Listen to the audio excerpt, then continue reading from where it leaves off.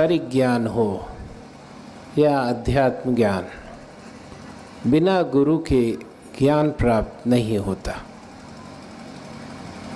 आप सांसारिक ज्ञान की बात करें तो बच्चे को स्कूल भेजा जाता है। अनेक स्कूल हैं, लेकिन कोई स्कूल ऐसा नहीं है कि जहाँ बच्चा एक दिन जाए और एक दिन वो अध्यापक के दर्शन कर ले तो वो पूर्ण विद्वान बन जाएगा। विद्वान बनने के लिए उसे वर्षों उस स्कूल में पढ़ाई करनी पड़ती है और जो अध्यापक पाठ पढ़ाता है उसका अभ्यास करना होता है। अभी जैसे हम सुन रहे थे कि अलग अलग स्तर के साधक होते हैं, ऐसे ही जो स्टूडेंट हैं वो भी अलग अलग स्तर के होते हैं। जैसे 10वीं का कोई छात्र हो और उसको नर्सरी का कोर्स दिखाया जाए तो वो कहता है मैं तो इसको आधे दिन में ही तैयार करके सुना दूंगा।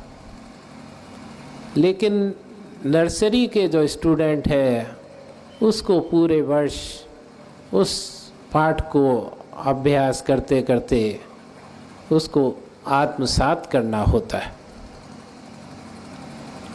और यहाँ पर यह भी आवश्यक है कि वो जो छात्र है उसे उस अध्यापक पर पूरा भरोसा हो कि 2 और 2 4 होते हैं। अध्यापक उसे 2 और 2 से मिलाकर फिर उसको गिनती कराकर उसको समझाता है कि देखो ये 1 2 3 4 हो गया। उसको विश्वास दिलाता है, तभी वो आगे बढ़ पाता। और ये बताया गया कि जब मृत्युलोक में ईश्वर भी अगर अवतरित होते हैं तो बिना गुरु के उन्हें भी अपने कर्तव्य का ज्ञान नहीं हो पाता।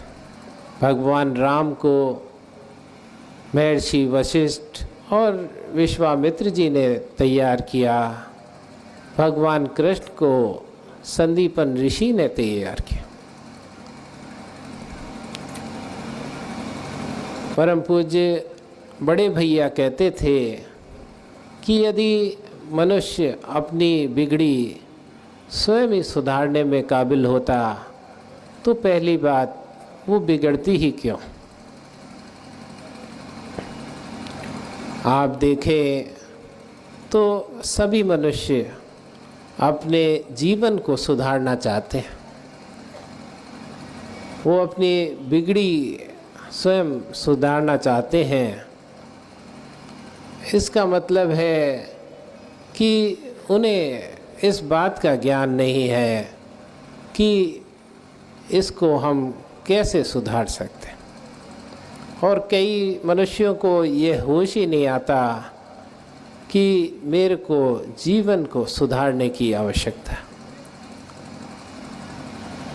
वो बताते थे कि मिट्टी यदि चाहे कि मैं स्वयं ही एक सुंदर बर्तन बन जाऊं तो यह पॉसिबल नहीं है।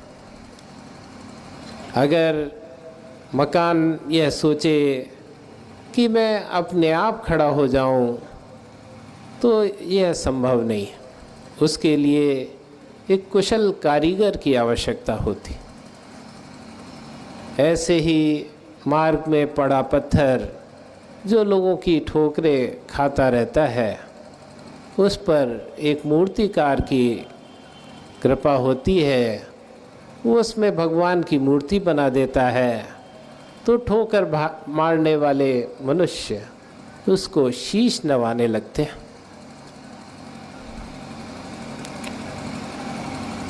रामायण में कहा गया है कि बिन सत्संग विवेक ना होई। तो विवेक हमारे बुद्धि की वो शक्ति है जिससे हम सही गलत और अच्छा और बुरा पहचान पाते हैं। तो जब तक विवेक जागृत नहीं होता तब तक मनुष्य अपने गुरु को भी नहीं पहचान पाता और उसकी साधना में, उसके आदेशों में उसको श्रद्धा और विश्वास नहीं होता और वो द्वंद्वों जैसे राग और प्रेम उनमें अंतर नहीं कर पाता।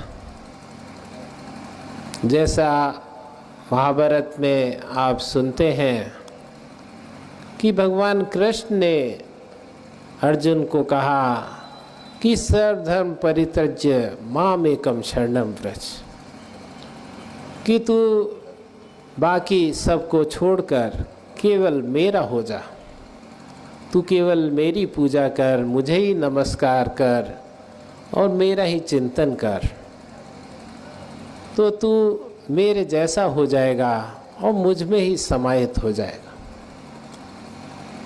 लेकिन अर्जुन कहता है कि हे भगवान, आप हमेशा ही सत्य कहते थे और ये भी हो सकता है आप सत्य ही कह रहे हो, लेकिन मेरा मन नहीं मानता।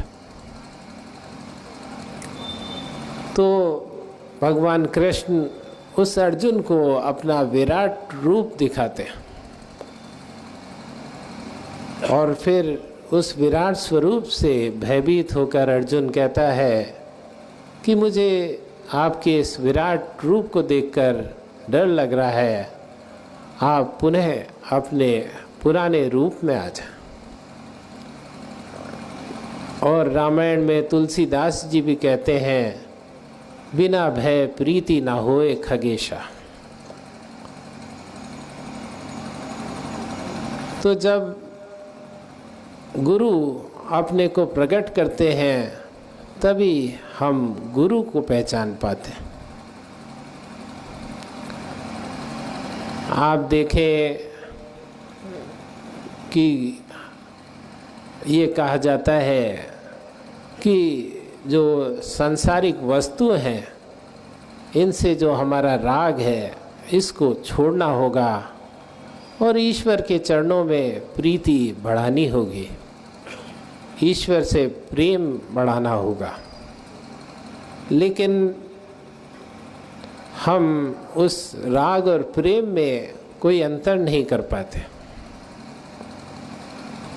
राग एक विश्लेषक की दृष्टि से देखा जाता है और वो सामने वाले व्यक्ति के किसी एक गुण, उसके व्यष्टि सौंदर्य पे आधारित होता है और उसमें कोई परिवर्तन होने और उसके व्यवहार में कोई परिवर्तन होने पर यह राग कम भी हो जाता है। लेकिन जो प्रेम है वो उस व्यक्ति के किसी एक गुण पर आधारित नहीं, उसके व्यष्टि सौंदर्य पे नहीं आधारित होकर समष्टि सौंदर्य पे आधारित, और वो परिवर्तन से उस प्रेम में कोई परिवर्तन नहीं होता। वो कहते हैं कि जब हम अपने परिवार को बनावटी ढंग से त्यागने की बात करते हैं और उसकी तरफ उदासीन हो जाते हैं तो सामने वाले सगे संबंधियों को भी हमारी उदासीनता पता चलती है। वो कहते हैं ये त्याग नहीं है, ये द्वेष। जैसा कि अभी हम परम पूज्य गुरु महाराज के 10 सिद्धांतों के बारे में सुन रहे थे, उन्होंने बताया कि अपने घर परिवार और व्यवसाय को गुरु का समझो और एक मैनेजर और सेवक की भांति उनकी सेवा करो, उनके प्रति सारे कर्तव्यों को पूरा करो। तो उस दृष्टि से जब मनुष्य अपने घर परिवार के उनको प्रेम के साथ सेवा करता है और जब वो नहीं होते हैं तो वो स्वयं में आधारित हो जाता है। जैसे भगवान कृष्ण जब तक वृंदावन में रहे वो गोपियों के साथ लीला रचाते रहे, रास रचाते रहे, लेकिन जब वो वृंदावन छोड़ के गए तो वो अपने में ही स्थित हो गए। ऐसे ही आप सबकी सेवा करते रहें लेकिन किसी से लगाव ना रहे। और श्रद्धा और विश्वास ये भी जब तक हम गुरु को पहचान नहीं पाते तब तक ये दृढ़ नहीं हो पाता। और इस रास्ते में बिना पूर्ण श्रद्धा और विश्वास आगे बढ़ा नहीं जा सकता। गुरु में, गुरु की बताई साधना में यदि श्रद्धा नहीं है तो हम आगे नहीं बढ़ पाए। परम पूज्य बड़े भैया ये बतलाते थे कि साधना या मंत्र उसके शब्दों में, उसकी क्रिया में कोई शक्ति नहीं होती। ये गुरु की शक्ति है जो साधक को ऊपर ले जाती है। आप देखें कि वाल्मीकि जी मरा मरा जप कर ही बड़े ऋषि बन गए। और वो धन्ना जाट की कथा सुनाते थे कि धन्ना जाट कृषक थे और उनके गांव में एक पंडित जी भागवत कथा कहने आए। उस धन्ना जाट को उस कथा में बड़ा रस आता था। जब वो कथा पूर्ण हो गई और पंडित जी वहाँ से जाने लगे तो उसने पंडित जी को कहा कि मुझे आपकी कथा में बड़ा रस आ रहा था, अब मैं क्या करूँगा। तो पंडित जी ने अपने भांग घोटने वाली पत्थर की शिला वो उसे दे दी और बोला, ये भगवान का स्वरूप शालिग्राम पत्थर है, तुम इसकी सेवा करना और रोज़ इसको भोजन कराने के बाद ही स्वयं भोजन ग्रहण करना।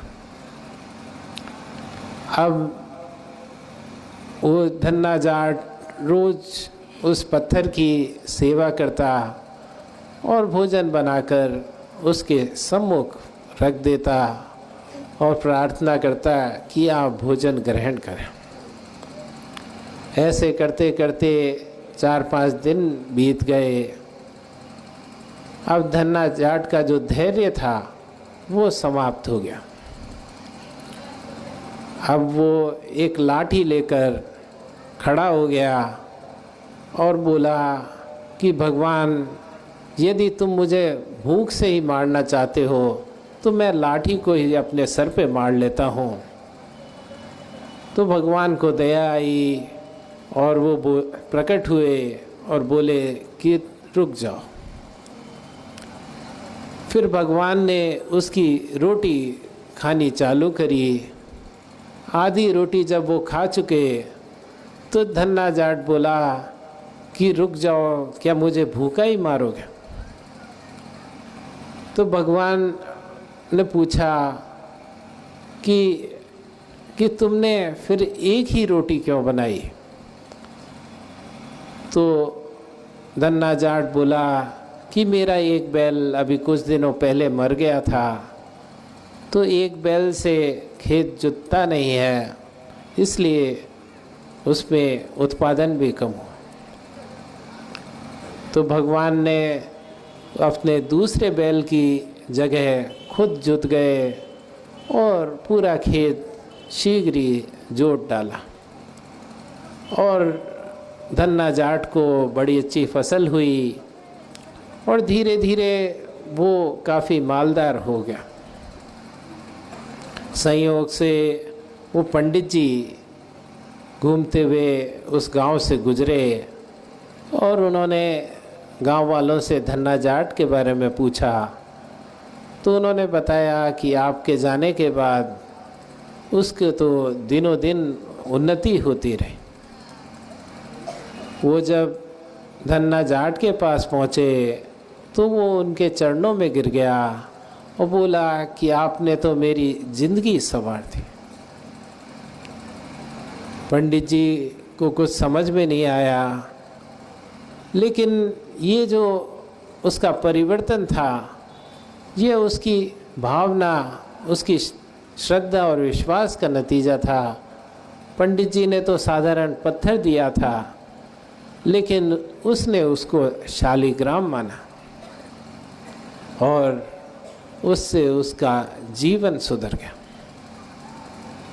परम पूज्य बड़े भैया कहते थे कि साधना में साधना से ज़्यादा साधक की भावना आवश्यक है।